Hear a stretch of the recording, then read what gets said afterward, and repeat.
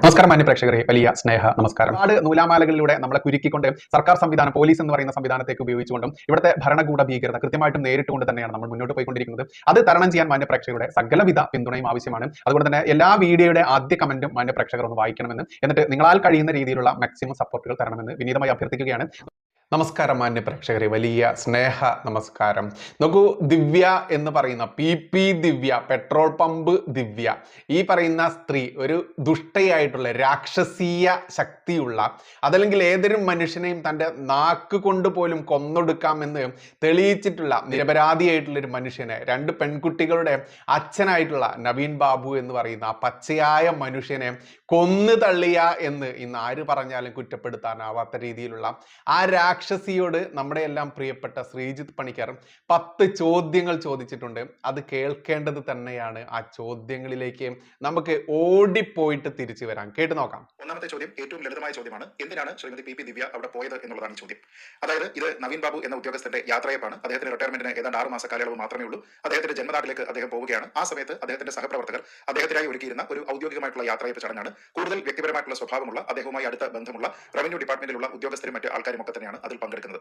ആ ചടങ്ങിലേക്ക് ക്ഷണിക്കപ്പെട്ടിരുന്ന ഒരാളായിരുന്നില്ല ശ്രീമതി പി ദിവ്യ. അവരൊരു രാഷ്ട്രീയക്കാരിയാണ്, അതോടൊപ്പം തന്നെ ജില്ലാ പഞ്ചായത്തിന്റെ പ്രസിഡന്റാണ്. ഇങ്ങനെ ഒരു ചടങ്ങിൽ അവർ സംബന്ധിക്കണമെന്നുണ്ടെങ്കിൽ തീർച്ചയായിട്ടും അവർക്ക് ക്ഷണം കിട്ടിയിരിക്കണം. അങ്ങനെ ക്ഷണിക്കപ്പെടാത്ത ഒരാളായിട്ടാണ് പി ദിവ്യ അവിടെ എത്തുന്നത് എന്നുള്ളതാണ് ഒന്നാമത്തെ കാര്യം. എന്തിനു വേണ്ടിയിട്ടാണ് ദിവ്യ അവിടെ എത്തിയത് എന്നുള്ളത് സ്വാഭാവികമായിട്ടുള്ള ചോദ്യമാണ്. അങ്ങനെ ചടങ്ങിലെത്തി എന്നുള്ളത് മാത്രമല്ല, നേരെ മറിച്ച് ശ്രീ നവീൻ ബാബുവിന്റെയും അവിടുത്തെ ജില്ലാ കളക്ടറുടെയും ഒപ്പം തൊട്ടടുത്തുള്ള ഒരു കസേരയിൽ അവർ ഇരിക്കുകയും അവർ മൈക്കെടുത്ത് സംസാരിച്ച് തുടങ്ങുകയുമാണ് ചെയ്തത്. അവർക്ക് അവിടെ ക്ഷണിക്കപ്പെടാത്ത അതിഥി ആയതുകൊണ്ട് തന്നെ അവരുടെ ഒരു പ്രസംഗത്തിന് അവിടെ യാതൊരു വിധത്തിലുള്ള സാധ്യതയും ഉണ്ടായിരുന്നില്ല. എങ്കിൽ പോലും തനിക്കില്ലാത്ത എന്തോ ഒരു അമിതാധികാരം പ്രയോഗിച്ചുകൊണ്ടാണ് അവരവിടെ സംസാരിച്ചത്. അതുകൊണ്ടാണ് ചോദിക്കുന്നത്, അവിടെ ശ്രീ നവീൻ ബാബുവിന്റെ യാത്രയപ്പ് ചടങ്ങാണ് എന്നറിഞ്ഞുകൊണ്ട്, അവിടെ തനിക്ക് യാതൊരു വിധത്തിലുള്ള റോളും ഇല്ല എന്നറിഞ്ഞുകൊണ്ട്, താൻ അവിടെ ക്ഷണിക്കപ്പെട്ട ഒരാളല്ല എന്നറിഞ്ഞുകൊണ്ട്, അഥവാ അവിടെ എത്തുകയാണെങ്കിൽ ആ ചടങ്ങിൽ കയറി സംസാരിക്കാനുള്ള ഒരാളല്ല താൻ എന്നതിനെപ്പറ്റി പൂർണ്ണമായ ബോധ്യമുള്ള ശ്രീമതി പി ദിവ്യ എന്തിനാണ് അവിടെ പോയത് എന്നുള്ളതാണ് ഒന്നാമത്തെ ചോദ്യം.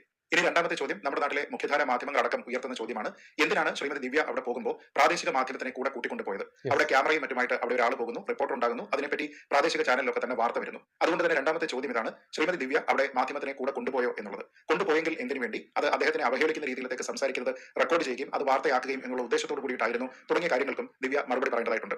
മൂന്നാമത്തെ ചോദ്യം, ഒരു വ്യക്തിയുടെ യാത്രയപ്പ് ചടങ്ങിൽ വെച്ച് എന്തിനാണ് അദ്ദേഹത്തിനെ അവഹേളിക്കുന്ന രീതിയിൽ ഒരു പ്രസംഗം നടത്തിയത് എന്നതാണ്. ആദ്യം പറഞ്ഞതുപോലെ ശ്രീമതി ദിവ്യ അവിടെ ക്ഷണിക്കപ്പെടാത്ത ഒരു വ്യക്തിയായിരുന്നു. അവർക്ക് അവിടെ സംസാരിക്കാൻ യാതൊരു വിധത്തിലുള്ള അധികാരവും ഉണ്ടായിരുന്നില്ല. എങ്കിൽ പോലും അവരവിടെ സംസാരിക്കുന്ന സമയത്ത് ഒരു വ്യക്തിയുടെ യാത്രയപ്പ് ചടങ്ങാണ്, അതിൽ പാലിക്കേണ്ടതായിട്ടുള്ള സാമാന്യ മര്യാദയുണ്ട് എന്നതിനെപ്പറ്റി തീരെ ബോധമില്ലാതെ അവിടെ കൂടിയിരുന്ന ആൾക്കാർക്ക് മുന്നിൽ, അതും ഒരു പ്രാദേശിക മാധ്യമത്തിന്റെ കൂടെ മുന്നിൽ, എന്തിനാണ് അദ്ദേഹത്തിനെ വ്യക്തിപരമായി അവഹേളിക്കുന്ന നിലയ്ക്ക് ഇവർ സംസാരിച്ചത് എന്നുള്ളതാണ് ചോദ്യം. ആ ചടങ്ങിന്റെ സാങ്ക്ടിറ്റി എന്തായിരുന്നു, അതിന്റെ ഉദ്ദേശം എന്തായിരുന്നു എന്നതിനെപ്പറ്റി തീരെ മനസ്സിലാക്കാതെ മറ്റാൾക്കാർ സംഘടിപ്പിച്ചിരുന്ന ഒരു ചടങ്ങിനെ നശിപ്പിക്കുന്ന രീതിയിലേക്കുള്ള ഒരു ഇടപെടലാണ് അവിടെ ദിവ്യയുടെ ഭാഗത്ത് നിന്നുണ്ടായത്. ദിവ്യയുടെ രാഷ്ട്രീയ പ്രസംഗത്തിനോ ഔദ്യോഗികമായിട്ടുള്ള പ്രസംഗത്തിനോ ഉള്ള വേദി ആയിരുന്നില്ല. അപ്പോൾ മറ്റൊരാളിന്റേതായിട്ട് സംഘടിപ്പിച്ച പകുതി ഔദ്യോഗികമെന്നും പകുതി സ്വകാര്യമെന്നും ഒക്കെ പറയാവുന്ന സ്വഭാവത്തിലുള്ള ഒരു ചടങ്ങിലേക്ക് അനാവശ്യമായിട്ട് ഇടപെട്ടുകൊണ്ട് അതിനെ അലങ്കോലപ്പെടുത്തിയത് എന്തിനാണ് എന്നുള്ളതാണ് ഈ ചോദ്യം.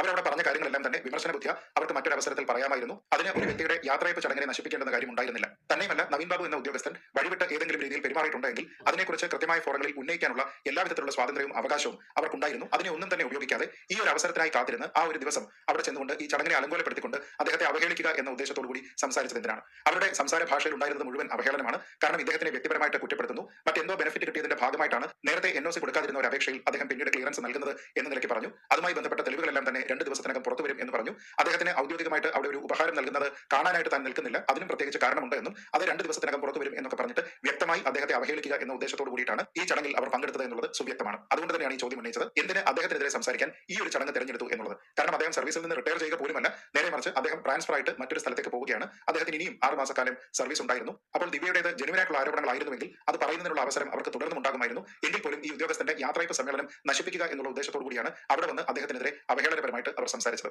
നാലാമത്തെ ചോദ്യം, താൻ ആരോപിച്ചിരിക്കുന്ന ആരോപണങ്ങളെ സാധൂകരിക്കുന്ന രീതിയിലേക്കുള്ള എന്ത് തെളിവാണ് ശ്രീമതി ദിവ്യ അവിടെ കാണിച്ചത് എന്നുള്ളതാണ്.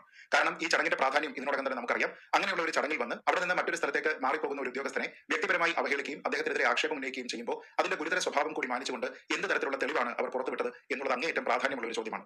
ആദ്യം NOC കൊടുക്കാതിരുന്ന ഒരു അപേക്ഷയിന്മേൽ പിന്നീട് ക്ലിയറൻസ് നൽകുന്നതിന്റെ ഭാഗമായി അദ്ദേഹം ഏതെങ്കിലും കൈക്കൂലി വാങ്ങിയിട്ടുണ്ട് എന്നാണോ, അദ്ദേഹം വഴിവിട്ടുള്ള മറ്റെന്തെങ്കിലും സഹായം കൈപ്പറ്റിയിട്ടുണ്ട് എന്നാണോ, ഇനി മറ്റെന്തെങ്കിലുമാണോ? ഈ കാര്യത്തിനെ പറ്റി ഒന്നും തന്നെ യാതൊരു വിധത്തിലുള്ള വ്യക്തതയുമില്ലാതെ ഒരു ഉദ്യോഗസ്ഥരെ ആരോപണങ്ങളുടെ പുകപ്പറയിൽ നിർത്തുക എന്നുള്ള ഉദ്ദേശത്തോടു കൂടിയാണ് ദിവ്യ അവിടെ സംസാരിച്ചത്. സംസാരിച്ചത്. യാതൊരു വിധത്തിലുള്ള തെളിവുമില്ലാതെ കേവല ആരോപണങ്ങൾ മാത്രമായിരുന്നു അവരുടെ ഭാഗത്തു നിന്നുണ്ടായത്. അങ്ങനെയാണോ ഒരു ജനപ്രതിനിധി ഒരു ഉദ്യോഗസ്ഥനെതിരെ സംസാരിക്കേണ്ടത് എന്നുള്ള ഏറ്റവും പ്രസക്തമായിട്ടുള്ള ഒരു ചോദ്യം കൂടി ബാക്കിയാകുന്നു. അഞ്ചാമത്തെ ചോദ്യം, ശ്രീ നവീനെതിരെയുള്ള തെളിവുകളെല്ലാം തന്നെ 2 ദിവസത്തിനകം പുറത്തുവരും എന്ന സൂചനയിലാണ് 2 ദിവസം കഴിഞ്ഞാൽ കാര്യങ്ങളെല്ലാം വ്യക്തമാകും എന്ന നിലയ്ക്ക് ശ്രീമതി ദിവ്യ അവിടെ സംസാരിച്ചത്. എങ്കിലുള്ള സ്വാഭാവികമായിട്ടുള്ള ചോദ്യം, ഇവർക്ക് 2 ദിവസം കഴിഞ്ഞിട്ട് ഈ ആരോപണങ്ങൾ തെളിവ് സഹിതം പറഞ്ഞാൽ പോരായിരുന്നു എന്നുള്ളതാണ്. അതിനുവേണ്ടി ഈ ചടങ്ങ് നശിപ്പിക്കേണ്ടത് ആവശ്യമുണ്ടായിരുന്നു? അദ്ദേഹം രാജ്യം വിട്ടു പോവുകയായിരുന്നു? അദ്ദേഹം മറ്റൊരു സ്ഥലത്തേക്ക് കേരള സർക്കാരിന്റെ കീഴിൽ തന്നെ പ്രവർത്തിക്കുന്നതിന് വേണ്ടി പോകുകയായിരുന്നില്ലേ എന്നീ ചോദ്യങ്ങൾ പ്രസക്തമാണ്. 2 ദിവസങ്ങൾക്ക് ശേഷം തെളിവ് വരും എന്ന് പറഞ്ഞ് ഒരു രാഷ്ട്രീയക്കാരൻ ഭരിക്കുന്ന പാർട്ടിക്കെതിരെയോ മറ്റൊരു രാഷ്ട്രീയക്കാരനെതിരെയോ ഉന്നയിക്കുന്ന ആരോപണം പോലെയല്ല ഇത്. ഇതൊരു ഉദ്യോഗസ്ഥനെതിരെ ഒരു ജനപ്രതിനിധി, ഒരു രാഷ്ട്രീയക്കാരി ഉന്നയിക്കുന്ന ആരോപണമാണ്. അത്തരത്തിലുള്ള കാര്യങ്ങൾക്ക് സുവ്യക്തമായിട്ടുള്ള തെളിവുകൾ ഉണ്ടാവുക എന്നുള്ളത് പ്രധാനമാണ്. 2 ദിവസം കഴിഞ്ഞ് തെളിവുകൾ പുറത്തുവരും എന്ന് പറഞ്ഞാൽ അതിനർത്ഥം ഈ സംസാരിക്കുന്ന സമയത്ത് ശ്രീമതി ദിവ്യയുടെ പക്കൽ തന്റെ ആരോപണങ്ങളെ സാധൂകരിക്കുന്ന നിലയ്ക്കുള്ള യാതൊരു വിധത്തിലുള്ള തെളിവുകളും ഉണ്ടായിരുന്നില്ല എന്നുള്ളതാണ്. അങ്ങനെ തെളിവുകളില്ലാതെ ഒരു വ്യക്തിയുടെ ജീവിതത്തിലെ ഏറ്റവും പ്രധാനപ്പെട്ട ഒരു ചടങ്ങ്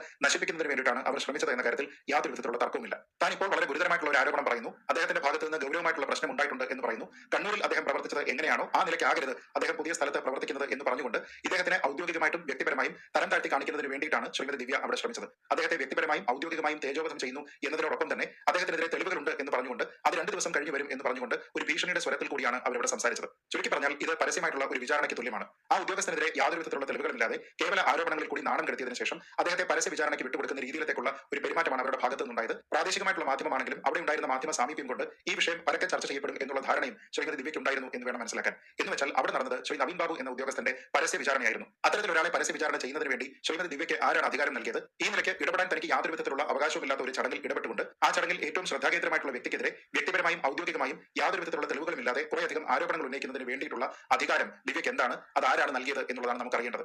ഒരു ജനപ്രതിനിധി എന്ന നിലയ്ക്കാണെങ്കിലും ഒരു രാഷ്ട്രീയക്കാരി എന്ന നിലയ്ക്കാണെങ്കിലും അവർക്ക് ഇത്തരത്തിലുള്ള യാതൊരു വിധത്തിലുള്ള അധികാരവും ആ ചടങ്ങിൽ ഉണ്ടായിരുന്നില്ല എന്നുള്ളത് പ്രസക്തമാണ്. ആറാമത്തെ ചോദ്യം അതീവ പ്രാധാന്യമുള്ളതാണ്. ഈ ഒരു ചടങ്ങിൽ വെച്ചല്ലാതെ ശ്രീ നവീൻ ബാബുവിനെതിരെ താൻ ഉയർത്തിയിരിക്കുന്ന ആരോപണങ്ങൾ ഉന്നയിക്കാൻ ദിവ്യയ്ക്ക് മറ്റൊരു മാർഗവും ഉണ്ടായിരുന്നില്ലേ? അവർക്ക് സംസ്ഥാന സർക്കാരിൽ വിശ്വാസമില്ല എന്നാണോ, സംസ്ഥാനത്തിന്റെ പോലീസിലും വിജിലൻസിലും വിശ്വാസമില്ല എന്നാണോ നമ്മൾ മനസ്സിലാക്കേണ്ടത്? നമ്മളൊന്ന് നോക്കിയാൽ ഏതെങ്കിലും രീതിയിൽ ഒരു ഉദ്യോഗസ്ഥനെതിരെ അഴിമതി ആരോപണമോ കൈക്കൂലി ആരോപണമോ വഴിവിട്ട് ആർക്കെങ്കിലും സഹായം നൽകിയിട്ടുണ്ട്, അതിന്റെ പേരിൽ എന്തെങ്കിലും പ്രതിഫലം സ്വീകരിച്ചിട്ടുണ്ട് തുടങ്ങിയ കാര്യങ്ങളുമായി ബന്ധപ്പെട്ട് എന്തെങ്കിലും രീതിയിലുള്ള പരാതി ഉണ്ടെങ്കിൽ ആ പരാതികളൊക്കെ തന്നെ നമ്മൾ ഉയർത്തുന്നതിന് വേണ്ടി ഔദ്യോഗികമായിട്ടുള്ള നിരവധി മാർഗ്ഗങ്ങളുണ്ട്. മറ്റാരെക്കാളും നന്നായി അതൊരു ജനപ്രതിനിധി, ഒരു ജില്ലാ പഞ്ചായത്ത് പ്രസിഡന്റ് അറിഞ്ഞിരിക്കേണ്ടതാണ്. ആ നിലയ്ക്ക് നോക്കിയാൽ ശ്രീ നവീൻ ബാബുവിനെതിരെ ഗുരുതരമായിട്ടുള്ള ഒരു പരാതി ഉണ്ടായിരുന്നുവെങ്കിൽ അത് വിജിലൻസിനെ അറിയിക്കാമായിരുന്നു, അത് പോലീസിനെ അറിയിക്കാമായിരുന്നു, അത് പാർട്ടിയിൽ അറിയിക്കാമായിരുന്നു, അത് ബന്ധപ്പെട്ട സർക്കാർ വകുപ്പിനെ അറിയിക്കാമായിരുന്നു. ഈ കാര്യങ്ങൾക്കൊന്നും ശ്രമിച്ചതായിട്ട് ദിവ്യയുടെ ഭാഗത്ത് നിന്ന് ഒരു പരാമർശം പോലും ഉണ്ടായിട്ടില്ല. അഥവാ അങ്ങനെ എന്തെങ്കിലും ഉണ്ടായിരുന്നുവെങ്കിൽ അക്കാര്യത്തിൽ നടപടികൾ ഉണ്ടാകേണ്ടതാണ്. അങ്ങനെ ഒരു നടപടി ശ്രീ നവീൻ ബാബുവിനെതിരെ ഉണ്ടായിരുന്നതായിട്ടും നമുക്കറിയില്ല.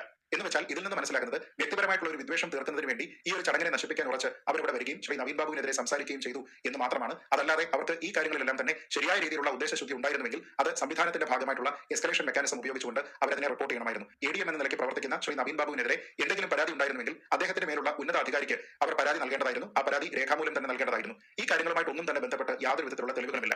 അങ്ങനെ ആരെങ്കിലും ശ്രീ നവീൻ ബാബുവിനെ സംരക്ഷിക്കുന്നുണ്ടായിരുന്നെങ്കിൽ അവർക്കെതിരെ കൂടി ഇവർ സംസാരിക്കേണ്ടതായിരുന്നു. അങ്ങനെയുള്ള ഒരു സംസാരവും ഇവിടെ ഉണ്ടായിട്ടില്ല. അപ്പോൾ ഒരു ഉദ്യോഗസ്ഥൻ മോശക്കാരനാണ്, അദ്ദേഹം ശരിയായ രീതിയിലല്ല പെരുമാറുന്നത് എന്ന രീതിയിലേക്കുള്ള ഒരു ആരോപണം നിങ്ങൾക്ക് വ്യക്തിപരമായി ഉണ്ടാവുകയും അതിനെ വ്യക്തിപരമായിട്ട് ഒരു സ്കോർ സെറ്റിൽ ചെയ്യുന്നതിന്റെ ഭാഗമായി നിങ്ങൾ ഉപയോഗിക്കുകയും ചെയ്തു എന്നതല്ലാതെ സംവിധാനത്തിനെ നിങ്ങൾ ഉപയോഗിച്ചതായിട്ട് എങ്ങും കാണുന്നില്ല. ഇതിൽ തന്നെ ശ്രദ്ധിക്കേണ്ട ഒരു കാര്യം, ഒരു പ്രധാനപ്പെട്ട റവന്യൂ ഉദ്യോഗസ്ഥനായിരുന്ന ശ്രീ നവീൻ ബാബുവിനെ കുറിച്ച് യാതൊരു പരാതികളും ഉണ്ടായിരുന്നില്ല എന്നും അദ്ദേഹം മികച്ച ഉദ്യോഗസ്ഥനായിരുന്നു എന്നും ക്ലീൻ ചിറ്റ് നൽകിയിരിക്കുന്നത് കേരളത്തിലെ തന്നെ ഈ വകുപ്പ് കൈകാര്യം ചെയ്യുന്ന മന്ത്രിയാണ് എന്നത് കൂടി ദിവ്യ മറക്കാതിരിക്കുക.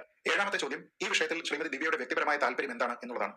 അവർ തന്നെ അവിടെ പറഞ്ഞതനുസരിച്ച് ഒരു പെട്രോൾ പമ്പുമായി ബന്ധപ്പെട്ട് ചില അനുമതികൾ കിട്ടുന്നില്ല എന്ന് പറഞ്ഞുകൊണ്ട് ഇതിന്റെ ആൾ അവരെയാണ് വിളിക്കുന്നത്. അതേ തുടർന്ന് അവർ ADM വിളിച്ച് സംസാരിക്കുകയാണ്. ശരി, അങ്ങനെ ഒരു പരാതി ഉണ്ടെങ്കിൽ ആ കാര്യം അന്വേഷിക്കുന്നു. അതിനുശേഷം അതിൽ ചില പ്രശ്നങ്ങളുണ്ട് എന്ന് ADM ദിവ്യയെ അറിയിച്ചിട്ടുണ്ടെങ്കിൽ ആ പ്രശ്നങ്ങൾ എന്തൊക്കെയാണ് എന്ന് മനസ്സിലാക്കാൻ ദിവ്യ ശ്രമിച്ചിട്ടുണ്ടോ എന്നുള്ളത് പ്രധാനമാണ്. അഥവാ അങ്ങനെ എന്തെങ്കിലും പ്രശ്നങ്ങൾ ഉണ്ടായിരുന്നെങ്കിൽ ആ പ്രശ്നങ്ങളെല്ലാം പരിഹരിക്കപ്പെട്ടതിന് ശേഷമാണോ ഈ വിഷയത്തിൽ NOC കിട്ടിയിരിക്കുന്നത് എന്നതിനെപ്പറ്റി കൂടി ദിവ്യ അന്വേഷിക്കേണ്ടതാണ്. ഈ വിഷയത്തിൽ ശ്രീമതി ദിവ്യ ഇടപെട്ടത് ഏത് നിലയ്ക്കാണ് എന്നതിനെപ്പറ്റി അറിയില്ല. ഔദ്യോഗികമായിട്ടാണോ വ്യക്തിപരമായിട്ടുള്ള എന്തെങ്കിലും താല്പര്യങ്ങളുണ്ടോ എന്നീ കാര്യങ്ങളും കൂടി ഈ വിഷയത്തിൽ അറിയേണ്ടതാണ്. ഇതിന് മറുപടി പറയേണ്ടത് ദിവ്യ മാത്രമാണ്. സാധാരണഗതിയിൽ രാഷ്ട്രീയക്കാരെല്ലാവരും തന്നെ ഉദ്യോഗസ്ഥരെ വിളിച്ച് തങ്ങൾക്ക് വേണ്ടപ്പെട്ട ആൾക്കാരുടെ എന്തെങ്കിലും കാര്യങ്ങളിൽ ഔദ്യോഗികമായിട്ടുള്ള തടസ്സമുണ്ടെങ്കിൽ അതിനെ നീക്കി കൊടുക്കുന്നതിന് വേണ്ടി ശുപാർശ ചെയ്യാറുണ്ട്. അങ്ങനെ വ്യക്തിപരമായിട്ടുള്ള ഒരു ശുപാർശയുടെ ഭാഗമായിട്ടാണോ ദിവ്യ വിളിച്ചത് എന്നതിനെക്കുറിച്ച് അറിയേണ്ടതുണ്ട്. അതോ ഈ വിഷയം നടത്തി കൊടുക്കേണ്ടതിന് വേണ്ടിയിട്ടാണോ ദിവ്യ വിളിച്ചത് എന്നതിനെക്കുറിച്ചും അവർ തന്നെ വിശദീകരിക്കേണ്ടതാണ്. എട്ടാമത്തെ ചോദ്യം, ദിവ്യ നേരിട്ട് മറുപടി പറയേണ്ടത് ഒരു ചോദ്യമല്ല. എങ്കിൽ പോലും ഒരു പെട്രോൾ പമ്പുമായി ബന്ധപ്പെട്ടിട്ടാണ് ഈ ആരോപണങ്ങളെല്ലാം തന്നെ ഉണ്ടായിരിക്കുന്നത് എന്ന് അവർ തന്നെ പറഞ്ഞ സ്ഥിതിക്ക് ഈ കാര്യത്തിന് മറുപടി പറയുന്നതിന് വേണ്ടിയിട്ടുള്ള ഉത്തരവാദിത്തം അവർക്കുമുണ്ട് എന്നാണ് ഞാൻ കരുതുന്നത്. എട്ടാമത്തെ ചോദ്യം ഇതാണ്, ഒരു സംരംഭകൻ തന്റെ ഒരു കാര്യം നടത്തിയെടുക്കുന്നതിന് വേണ്ടി കൈക്കൂലി നൽകി അത് സാധിച്ചതിന് ശേഷം പിന്നീട് പരാതിപ്പെടുന്നത് എന്തിനാണ്? ഒന്ന് ആലോചിച്ച് നോക്കുക. ഒരു വ്യക്തി ഒരു പെട്രോൾ പമ്പിന്റെ ലൈസൻസ് കിട്ടുന്നതിന് വേണ്ടി അപേക്ഷിക്കുന്നു. അതുമായി ബന്ധപ്പെട്ട കാര്യങ്ങളിലെല്ലാം തന്നെ കംപ്ലൈൻസ് ഉണ്ടാക്കുന്നതിന് വേണ്ടിയും ക്ലിയറൻസ് കിട്ടുന്നതിന് വേണ്ടിയും ശ്രമിക്കുന്നു. അതിൽ ADMന്റെ ഭാഗത്ത് നിന്ന് ചില തടസ്സങ്ങൾ ഉണ്ടാകുന്നു. ആ തടസ്സങ്ങൾ നീക്കാനായിട്ടുള്ള ശ്രമം നടക്കുന്നു. അവസാനം ഇവിടെ ദിവ്യ ആരോപിച്ചതുപോലെ വഴിവിട്ടുള്ള ഒരു ഇടപെടൽ, അതായത് ഈ പരാതിക്കാരൻ പറഞ്ഞിരിക്കുന്നത് പോലെ കൈക്കൂലി നൽകേണ്ടി വരുന്ന ഒരു സാഹചര്യം ഉണ്ടാകുന്നു. അങ്ങനെ കൈക്കൂലി നൽകി അതിനുശേഷം ക്ലിയറൻസും കിട്ടി. അങ്ങനെ ക്ലിയറൻസ് കിട്ടി താൻ കഴിഞ്ഞ 6 മാസമായിട്ട് എന്തിനു വേണ്ടിയിട്ടാണോ നടന്നിരുന്നത് ആ കാര്യം പൂർണ്ണമായും സാധിച്ചെടുത്തതിന് ശേഷം എന്തിനാണ് പിന്നീട് ഈ സംരംഭകൻ അയാൾക്കെതിരെ പരാതിക്ക് പോകുന്നത് എന്നുള്ളത് ഏറ്റവും പ്രസക്തമായിട്ടുള്ള ഒരു ചോദ്യം തന്നെയാണ്. ഒരു കണക്കിന് അത് സ്വന്തം കാലിൽ നിറയൊഴിക്കുന്നതിന് തുല്യമായിട്ടുള്ള ഒരു നടപടിയാണ്. കാരണം നമുക്കറിയാവുന്നതുപോലെ നമ്മുടെ നാട്ടിൽ കൈക്കൂലി വാങ്ങുന്നത് മാത്രമല്ല ക്രിമിനൽ കുറ്റമാകുന്നത്, മറിച്ച് കൈക്കൂലി കൊടുക്കുന്നതും അതേപോലെ തന്നെ തുല്യമായിട്ടുള്ള ഒരു കുറ്റമാണ്. ഇവിടെ കൈക്കൂലി കൈമാറ്റം ചെയ്യപ്പെട്ടിട്ടുണ്ടെങ്കിൽ അതിന്റെ പകുതി കുറ്റം മാത്രമേ അദ്ദേഹം ആരോപിക്കുന്ന ഉദ്യോഗസ്ഥന് മേൽ ഉണ്ടാകുന്നുള്ളൂ. പകുതി കുറ്റം അപ്പോഴും ആ കൈക്കൂലി നൽകിയിരിക്കുന്ന സംരംഭകന്റെ മേൽ തന്നെയാണ്. അപ്പോൾ ആ നിലയ്ക്ക് നമ്മൾ ചിന്തിച്ചു കഴിഞ്ഞാൽ നമ്മുടെ നാട്ടിൽ ആരെങ്കിലും പണം കൊടുത്ത് ഒരു കാര്യം സാധിച്ചെടുത്തതിന് ശേഷം ഞാൻ പണം കൊടുത്തേ എന്ന് പറഞ്ഞ് മുഖ്യമന്ത്രിക്ക് കത്തയക്കുമോ? താൻ കൈക്കൂലി നൽകുകയും കൈക്കൂലിയുമായി ബന്ധപ്പെട്ട കാര്യം പുറത്തു പറയുകയും താൻ ആ വിഷയത്തിൽ ഒരു പ്രതിയായി മാറുകയും ചെയ്യുകയാണ് എന്നുള്ള ബോധം എന്തുകൊണ്ടാണ് ഈ വ്യക്തിക്ക് ഇല്ലാതെ പോയത്? കാര്യം നടക്കാനാണല്ലോ കൈക്കൂലി കൊടുക്കുന്നത്. അപ്പൊ പിന്നെ കൈക്കൂലിയും കൊടുത്ത് കാര്യവും നടന്നതിന് ശേഷം പിന്നീട് എന്തിനാണ് ഈ ഉദ്യോഗസ്ഥൻ കൈക്കൂലി വാങ്ങിയേ എന്ന് പറഞ്ഞ് പരാതി പറയുന്നത്? അങ്ങനെ തന്നെ പരാതി കൊടുക്കുന്നതും ആർക്കാണ്? മുഖ്യമന്ത്രിക്കാണ്. ഒൻപതാമത്തെ ചോദ്യം, ഈ ചോദ്യവും ദിവ്യയും അതേപോലെ ഈ സംരംഭകനും ഒരേപോലെ തന്നെ മറുപടി പറയേണ്ടതാണ്. എന്തുകൊണ്ട് വിജിലൻസിനെ സമീപിച്ചില്ല? നമുക്കറിയാം നമ്മുടെ നാട്ടിൽ കൈക്കൂലി വാങ്ങുന്ന നിരവധി ഉദ്യോഗസ്ഥന്മാരുണ്ട്. കൈക്കൂലി തടയുക എന്ന ഉദ്ദേശത്തോടു കൂടി പ്രവർത്തിക്കുന്ന vigilance and anti corruption bureau ഉള്ള ഒരു സംസ്ഥാനമാണ് നമ്മുടേത്. നമ്മളൊരു കൈക്കൂലി ആവശ്യവും അതുമായി ബന്ധപ്പെട്ട സാഹചര്യവും ഒരു പരാതിയായി അവരുടെ മുന്നിൽ ഉന്നയിച്ചാൽ അവർ തന്നെ കൈക്കൂലി പണത്തിൽ ചില കെമിക്കലുകളൊക്കെ തേച്ചിട്ട് അത് നൽകുകയും അവർ അവിടെ തന്നെ ഒളിച്ചിരിക്കുകയും അവസാനം ഇത് കൈമാറ്റം ചെയ്യപ്പെടുന്ന സമയത്ത് അവർ തന്നെ വന്ന് ആളെ പിടിക്കുകയും ചെയ്യുന്നത് നമുക്കറിയാവുന്ന ഒരു കാര്യമാണ്.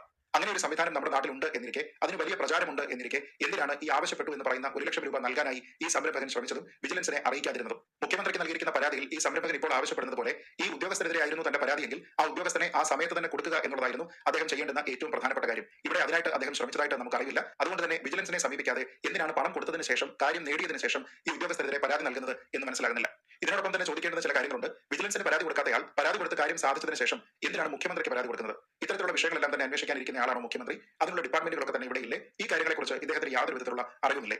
താൻ കൈക്കൂലി കൊടുത്തതുകൊണ്ട് തനിക്കുണ്ടായ സാമ്പത്തികമായ കഷ്ടനഷ്ടങ്ങൾ പരിഹരിച്ചു തരണം എന്നാണ് ഇദ്ദേഹം മുഖ്യമന്ത്രിയോട് ആവശ്യപ്പെടുന്നത്. മുഖ്യമന്ത്രി പറഞ്ഞു ഇദ്ദേഹത്തോട് കൈക്കൂലി കൊടുക്കാൻ. കൈക്കൂലി കൊടുത്തിട്ട് വന്നാൽ ഈ ഉദ്യോഗസ്ഥരെതിരെ നടപടിയെടുത്തതിന് ശേഷം അത് ഞാൻ നൽകി നിങ്ങളുടെ പ്രശ്നങ്ങളെല്ലാം തന്നെ പരിഹരിക്കാം എന്ന് മുഖ്യമന്ത്രി ഇദ്ദേഹത്തോട് പറഞ്ഞു. അങ്ങനെ നമ്മുടെ നാട്ടിൽ കൈക്കൂലി കൊടുക്കുന്ന ആൾക്കാരുടെ സാമ്പത്തികമായിട്ടുള്ള കഷ്ടനഷ്ടങ്ങളൊക്കെ പരിഹരിക്കുന്നതിന് വേണ്ടി ഇരിക്കുന്നയാളാണോ മുഖ്യമന്ത്രി? എന്തുകൊണ്ട് അതിനായിട്ടുള്ള സംവിധാനത്തിനെ വിജിലൻസ് ആൻഡ് ആന്റി കറപ്ഷൻ ബ്യൂറോയെ നിങ്ങൾ സമീപിച്ചില്ല എന്നുള്ള ചോദ്യം അതുകൊണ്ട് തന്നെയാണ് കൂടുതൽ പ്രസക്തമാകുന്നത്. 10ാമത്തെ ചോദ്യം, ഇതും ദിവ്യയും സംരംഭകനും ഉത്തരം പറയേണ്ട ചോദ്യമാണ്. ഈ വിഷയത്തിലെ നിങ്ങളുടെ പരാതി എന്നത് വിശ്വസനീയമാണോ എന്നുള്ളത്.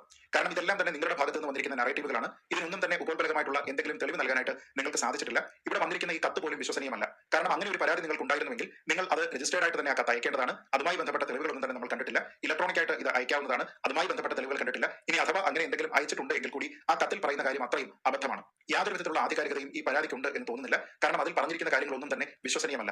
1 ലക്ഷം രൂപ കൈക്കൂലിയായി ആവശ്യപ്പെടുന്ന ഒരാളിന് എന്തുകൊണ്ടാണ് നിങ്ങൾ 98,500 രൂപ നൽകുന്നത്? ബാക്കി 1,500 രൂപ എന്ന GST ആണോ? നിങ്ങൾ ആലോചിച്ച് നോക്കുക. ഇത്രയും പണം സമാഹരിക്കാൻ കഴിയുന്ന ഒരാളിന് തീർച്ചയായിട്ടും 1,500 രൂപ കൂടി സമാഹരിച്ചതിന് ശേഷം 1 ലക്ഷം രൂപയായിട്ട് കൊടുക്കാനും സാധിക്കും. അപ്പോൾ തീരെ അവിശ്വസനീയമായ രീതിയിലുള്ള ചില കണക്കുകളാണ് ഇവിടെ പറഞ്ഞിരിക്കുന്നത്. ഈ കത്തിൽ യാതൊരു വിധത്തിലുള്ള വിശ്വാസതയും ഇല്ല എന്ന് പറയുന്നതിന്റെ ഏറ്റവും പ്രധാനപ്പെട്ട കാരണം തന്നെ ഈ സംരംഭകന് വേണമെങ്കിൽ വിജിലൻസ് ആൻഡ് ആന്റി കറപ്ഷൻ ബ്യൂറോയെ സമീപിച്ച് ഈ ഉദ്യോഗസ്ഥൻ കൈക്കൂലി ആവശ്യപ്പെട്ടിട്ടുണ്ടെങ്കിൽ അത് കൈമാറുന്ന സമയത്ത് തന്നെ അദ്ദേഹത്തെ അറസ്റ്റ് ചെയ്യാൻ സാധിക്കുമായിരുന്നു. നോക്കൂ, ശ്രീജിത്ത് പണിക്കർ ചോദിച്ച ഈ 10 ചോദ്യങ്ങൾക്ക് PP ദിവ്യ എന്നല്ല, ഈ പറയുന്ന പ്രശാന്ത് എന്ന് പറയുന്ന പെട്രോൾ പമ്പിന്റെ ആ ഉടമ എന്നല്ല, പിണറായി വിജയന് പോലും ഉത്തരം നൽകാനാവില്ല എന്നുള്ളതാണ്.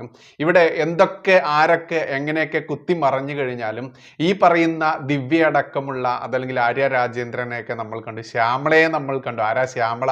ഈ CPM സംസ്ഥാന സെക്രട്ടറിയുള്ള MV ഗോവിന്ദന്റെ ഭാര്യ ആന്തൂർ സാജൻ എന്ന് പറയുന്ന ഒരു പാവത്തെ ഇതേപോലെ കൊലക്കയറിലേക്ക് തള്ളിവിട്ടതൊക്കെ നമ്മൾ കണ്ടതാ. എന്നിട്ട് വല്ലതും ഇവിടെ സംഭവിച്ചോ? ഒന്നുമില്ലെന്നേ. കാരണം ഇവിടുത്തെ ജനത പ്രബുദ്ധ ജനത എന്നാണല്ലോ സ്വയം വിളിക്കുന്നത്.